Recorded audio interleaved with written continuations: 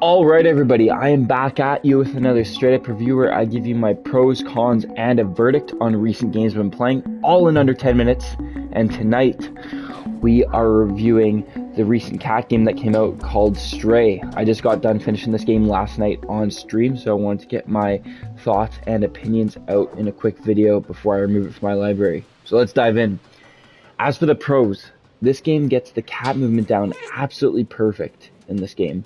Everything you do from walking, jumping, leaping onto ledges, climbing different objects, sleeping, stretching, scratching, everything you do in this game is exactly as you'd expect a cat to do it, which I find pretty cool.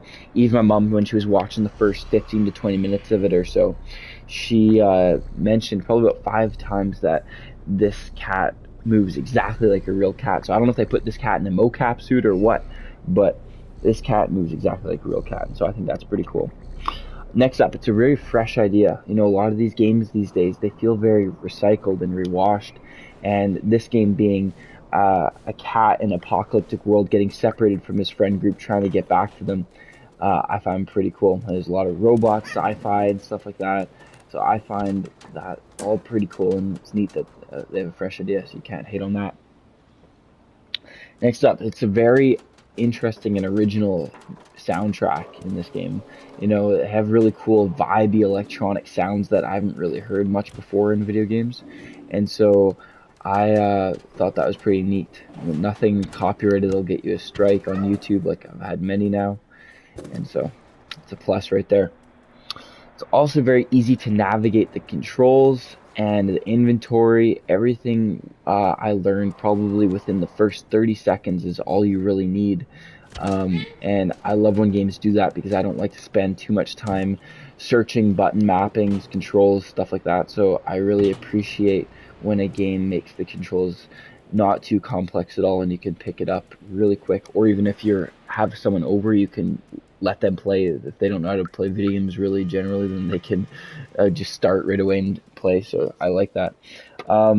There was barely any glitches in this game too. None at all, really. There was every once in a while there was a little texture pop in, but other than that, it's pretty well polished.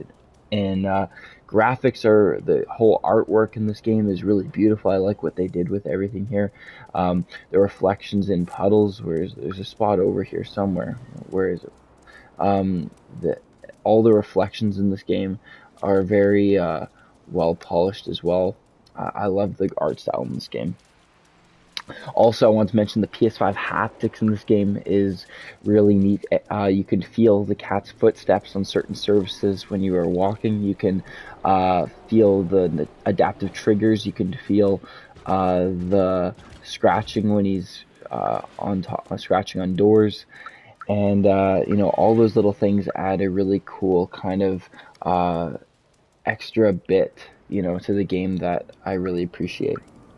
All right, as for the cons, I felt that the story was too short. I finished this game probably in about 4 hours, 3 hours, something like that. And so if you are someone that's paying full price for this game, I could, you know, the fact that this is a very short story, I think a lot of people wouldn't like that. They want to explore more like I did.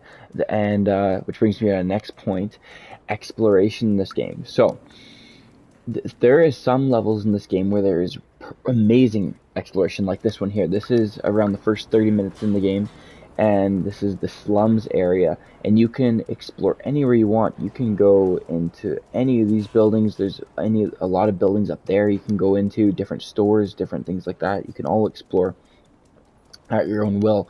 But then there's also about 80% of the levels in this game are more so path based, where you have to be following a certain path. And I wish I could have explored more in those areas. I also wish that there was customization in this game. I wish that you could, you know, customize your cat. There was no need for the cat to have to be orange to the story or anything like that. So I would have loved if you could have made this cat like your own cat, if you have one, and you know, made any color you want, add different accessories on him, stuff like that. I thought that would be pretty cool. I felt that the ending was very open-ended, you know. Um, I really wanted to see the cat regroup with his family or just see what he goes on to do after that big ending. And so the fact that they left it really open-ended, it had me wondering, and I wish that I had some more clarity or closure in the end there. Um, Lastly, it would have been really nice to have English audio translation with these robots. All of them, like here, if I'll show you here, when you meet them, you have to read everything that the robot says, like that there. And so for those that don't like to read text a ton, if you like to, um, you know, listen to things rather than having to read everything, this might not be the game for you because there's a lot of dialogue reading in this game, and I don't think that's for everybody. I mean, I didn't mind it, but for those that like to listen more than read everything, then yeah. My final verdict for this game is a 7 out of 10. Feel free to leave your comments down below. I am curious on your guys' opinions on this game, whether you played it or not, whether you enjoyed it or not, what you thought about the ending as well. If you felt that they should have had more closure in the end there. But yeah, this has been my review for Stray. I hope you all enjoyed it, and I will catch you in the next one. There's many more to come. Please like and subscribe. Have a good night, everybody.